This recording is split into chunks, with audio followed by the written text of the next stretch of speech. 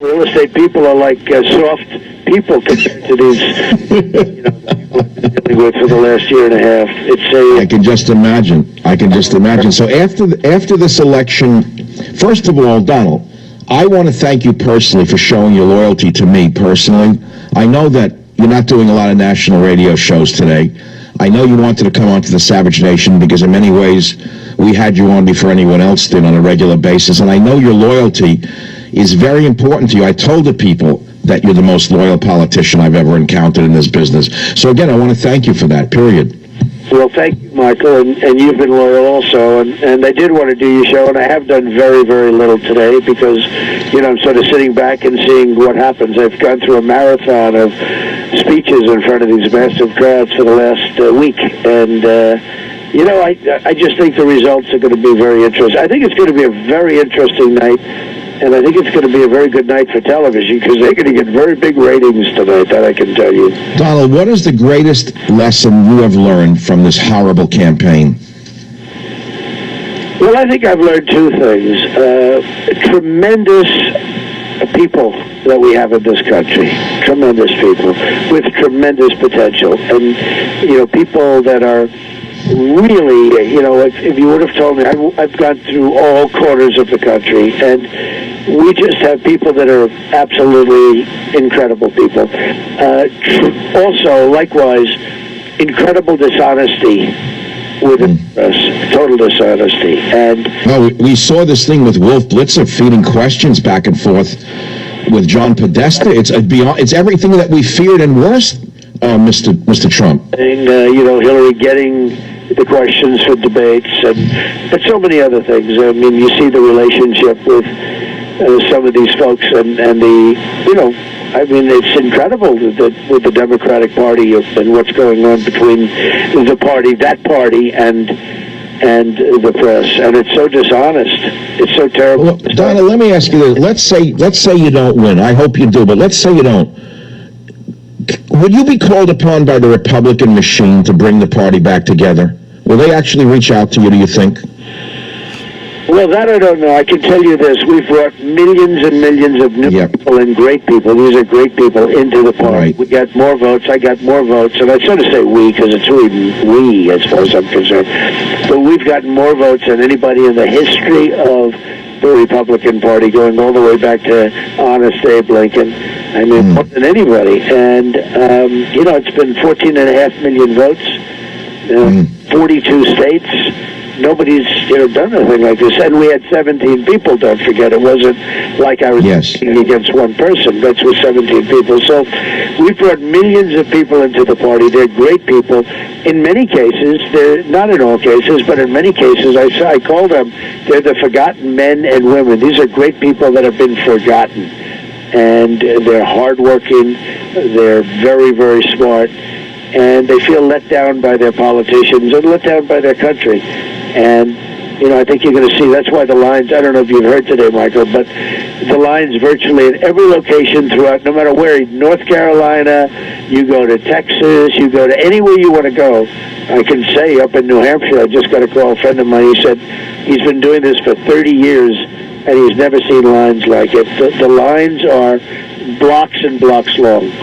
Well, you have activated the sleeping giant, and even if she should steal the election, those are my words, not yours, she's going to have to deal with all of these millions of people who have been activated by you and your campaign. Donald, in these last hours, what is your message to the people of America, all the people of America? Well, we have to do things to help the people. The people are great, but they're really being hurt. Obamacare is a disaster. It's just, we can talk about the military's depleted, and we can talk about security and safety, and everybody knows that. And we need strong borders, and we have to be very careful with our immigration policies. We need vetting and all of that. It's so bad. That's why I ran. Our trade deals are horrible. But, Michael, Obamacare is killing people. It's killing families. It is such a disaster, and we have to repeal it and replace it. Businesses are getting absolutely killed by Obamacare. They can't expand, and in fact, in many cases, they go out of business. And this is something that's been happening for a long time, but for some reason, maybe it was because of me, maybe I was able to bring it out the last month or 2 months, but Obamacare, it has to be repealed and replaced. It's hurting people horribly. But look, even if she wins, for whatever the reason, she cannot be the same president she would have been without you running this campaign. She's certainly not stupid. She's come to see that a good percentage of the American people want something other than the radical progressive agenda. And you've done that, Donald. You've changed the national dialogue. You've changed the course of human history. Well, you know, they say that politics in this country will never be the same because of what's happened. And it has been a movement like has never been seen in the country. Even your very dear friend Bill O'Reilly said it's the greatest political anomaly. I see you had a little backroom conversation with Big Bill. I know. Donald Trump thinks Wall Street built America.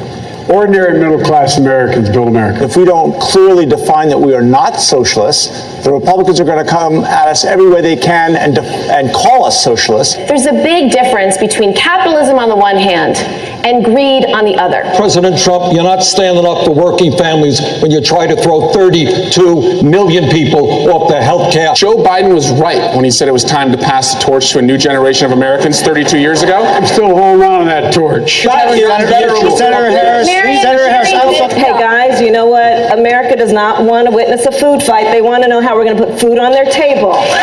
Raise your hand if your government plan would provide coverage for undocumented immigrants.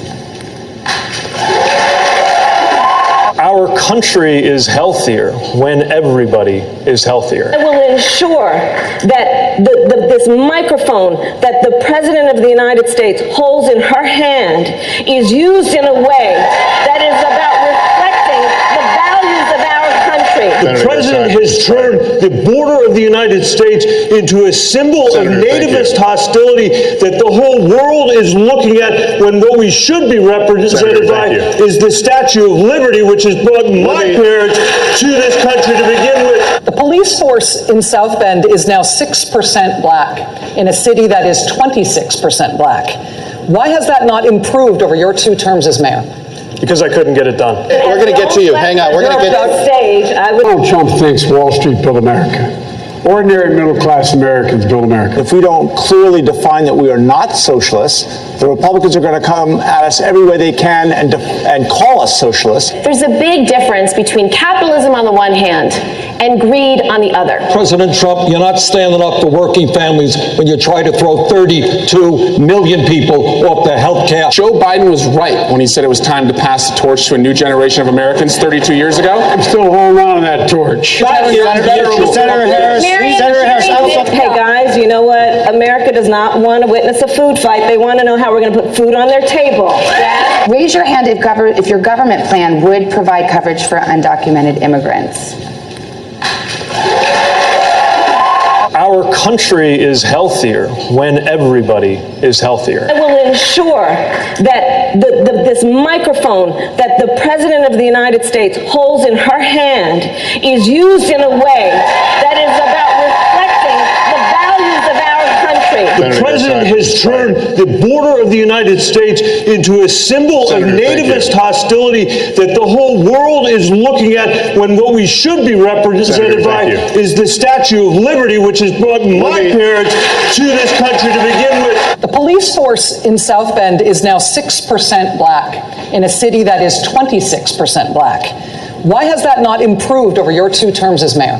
Because I couldn't get it done. We're going to get to you. Hang on. We're going to get to you. Stage, I would like to speak on the issue of race. It was hurtful to hear you talk about the reputations of 2 United States senators who built their reputations and career on the segregation of race in this country. I did not praise racist. That is not true. What is that first issue for your presidency? Passing a family bill of rights. I would pass a $1,000 freedom dividend for every American adult starting at age 18. My first call is to Prime Minister of New Zealand. who said that her goal is to make New Zealand the place where it's the best place in the world for a child to grow up. And I will tell her girlfriend you were so on. When I get to the current age of the current president in the year 2055, I want to be able to look back on these years and say my generation delivered climate solutions, racial equality, and an end to endless war. Nothing will change unless we have the guts to take on Wall Street. We have to restore the backbone of America, the poor and hardworking middle-class people.